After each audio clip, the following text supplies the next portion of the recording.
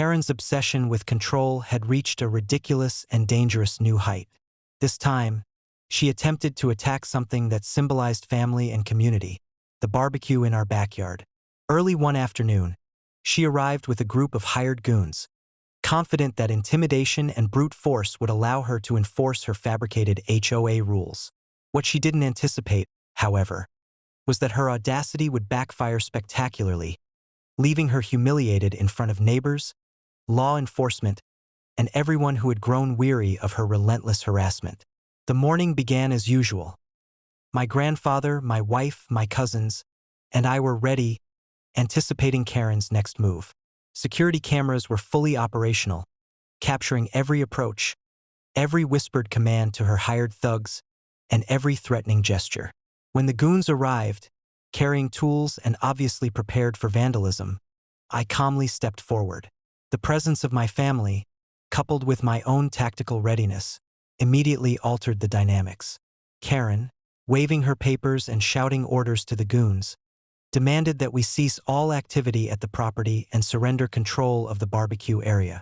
Her tone was aggressive, her posture commanding, and her confidence absolute, at least until she realized we were fully prepared. My wife, a federal officer, discreetly contacted local authorities, providing real-time updates on the unfolding situation and Karen's pattern of harassment. The goons, emboldened by Karen's demands, moved closer, attempting to intimidate my family. But every step they took was meticulously documented. My cousins, trained in tactical operations, positioned themselves strategically to prevent escalation while maintaining a nonviolent stance. I calmly confronted Karen, explaining the legal limits of her authority, the documented ownership of our property, and the consequences of any illegal actions. As Karen attempted to escalate verbally, local police arrived on the scene, responding to my wife's call.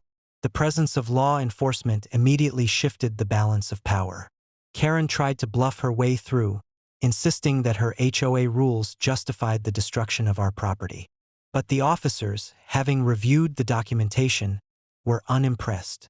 They quickly recognized her claims as baseless and warned that any attempt to enforce them would result in immediate arrest.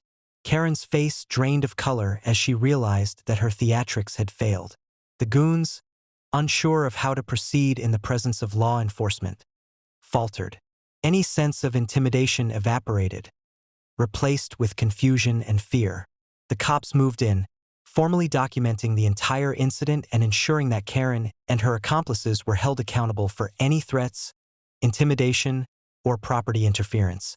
By mid-afternoon, Karen had retreated, humiliated and powerless.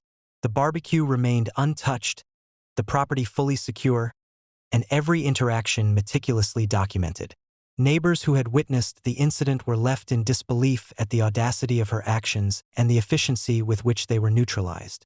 Karen's obsession with control, which had fueled years of harassment, had collided once again with law, preparation, and authority, and she had lost spectacularly. This incident marked a significant escalation in her harassment. Her audacity had extended to hiring others to threaten and potentially damage family property. Yet, through preparation, tactical awareness, and legal authority, her efforts were completely thwarted.